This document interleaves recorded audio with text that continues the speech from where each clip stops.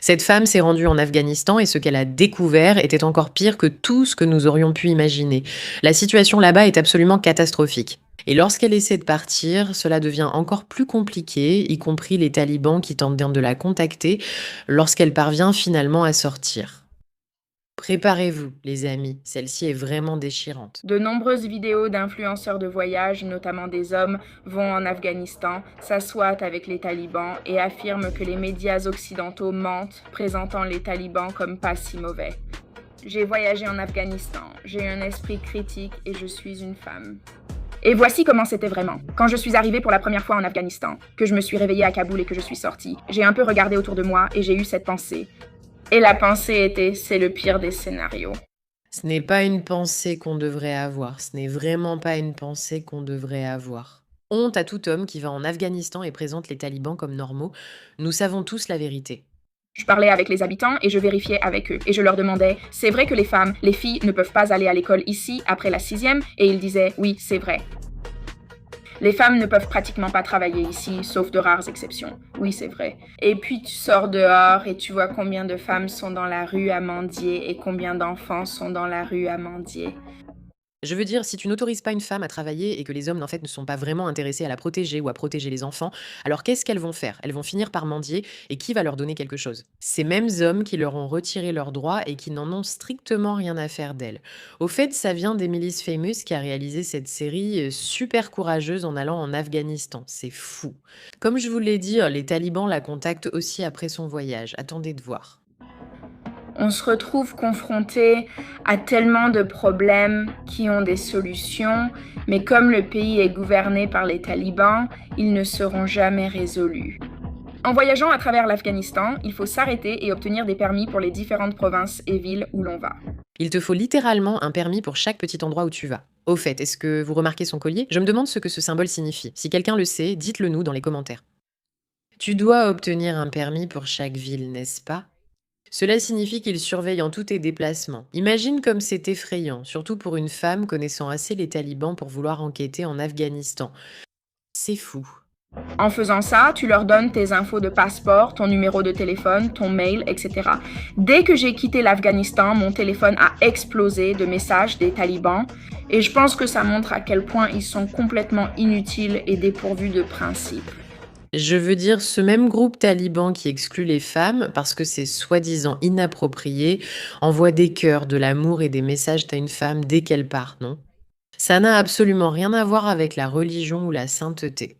Il s'agit d'une prise de pouvoir totalement révoltante de la charia en Afghanistan qui, encore une fois, n'est qu'un mouvement politique visant à faire avancer les hommes et leur agenda, pour qu'ils puissent agir comme ils le veulent. Et personne ne les en empêche réellement, ni ne les tient responsables de cela. Alors ils réduisent les femmes au silence sous prétexte d'être si pieux et vertueux. En réalité, ils ne se soucient pas d'être pieux. Ce qui les intéresse, c'est le contrôle, que ce soit sur les femmes ou sur d'autres ethnies. L'Afghanistan a été l'un des endroits les plus difficiles à parcourir émotionnellement. J'ai tellement pleuré. Je suis vraiment reconnaissante d'avoir une bonne compréhension de l'islam, parce que si j'étais allée en Afghanistan sans comprendre ce que cela signifie réellement d'être musulmane, alors je serais devenue vraiment islamophobe. Les talibans essaient activement d'effacer les femmes de toute société normale et fonctionnelle. Rappel, je ne sais pas qui est cette influenceuse ni pourquoi elle parle positivement de l'islam. Dès que vous voyez ce que sont les talibans et que vous comprenez que c'est l'idéal pour ce mouvement. Je ne comprends pas comment on pourrait ne pas devenir ce qu'elle appelle phobique alors que je considère ce prétexte comme totalement faux. Ce terme ne veut rien dire. Ce n'est pas une peur irrationnelle d'une religion, c'est un mouvement politique visant la prise de pouvoir et le contrôle total selon ses propres méthodes, mais c'est un point secondaire. Elle est un peu stupide, mais elle a eu le courage d'y aller et parle ouvertement de la réalité. Et donc des femmes dans la rue me parlaient en baissant beaucoup la voix. Quand je visitais ces maisons et discutais avec les femmes, elles me parlaient par exemple d'une femme passant son 2e diplôme. C'était une comptable remarquable. Puis, les talibans ont pris le pouvoir et elle ne peut plus aller à l'école. Elle ne peut plus vraiment travailler. Elle reste à la maison et n'a plus de vie.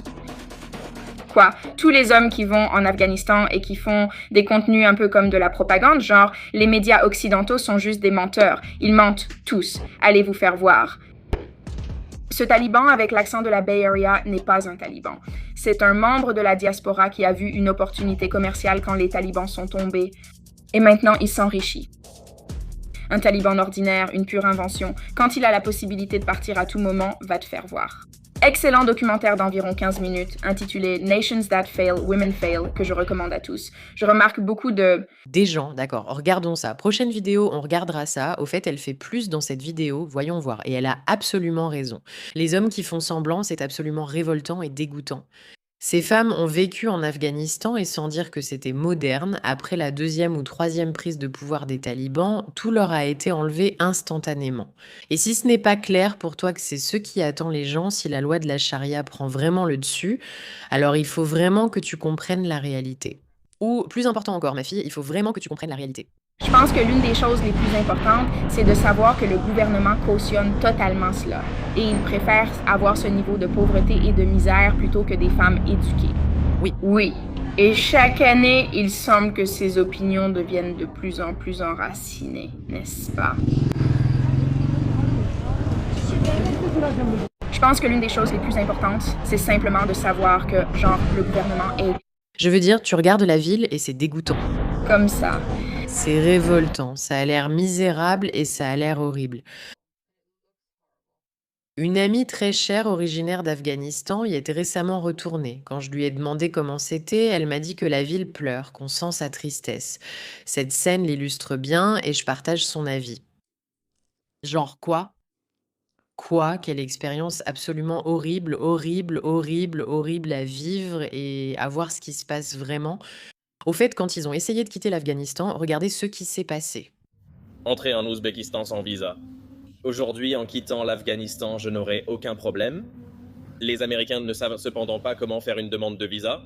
Et Emily, ici présente, n'a pas pu remplir un formulaire. Alors maintenant, on passe à l'immigration clandestine. Nous pensons que tout ira bien. Et si ce n'est pas le cas, alors ce sera la prison des talibans.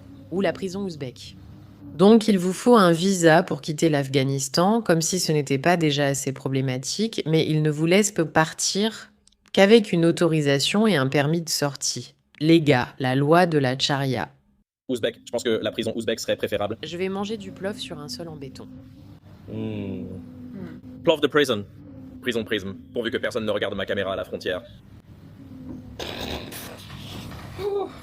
Très bien, opération immigration illégale est lancée. Nous avons un taxi. Nous sommes à 1h40 de la frontière. Nous allons passer par le côté afghan, ce qui ne devrait pas poser de problème. Ils s'inquiètent surtout que nous n'ayons pas trop de dollars. Ensuite, nous irons voir nos nouveaux amis ouzbeks et peut-être voir l'intérieur de leur centre de détention. J'ai hâte. Ouais, le film au sommet. Encore une fois, il souriait, mais tu ne veux vraiment pas être arrêté par les talibans. Au loin, on peut maintenant voir l'Ouzbékistan. Et juste voir ces immeubles au loin, ça paraît un peu surréaliste après les 3 dernières semaines passées dans, disons, des endroits qui ne ressemblent pas du tout à des immeubles modernes. La terre promise n'est plus très loin. Ce serait dommage si tu n'avais pas de visa par contre. Un des talibans croisés a demandé si on parlait anglais en Angleterre. C'est déjà ça. Ça se passe très bien, c'est exact. Ouais. Ouais, je pense que si on parle anglais assez fort, il se passera probablement quelque chose. C'est ma voix normale. Ouais, c'est Ma voix normale. voix. Il te demande combien de dollars as-tu? 300, 300, 400, 300, 300.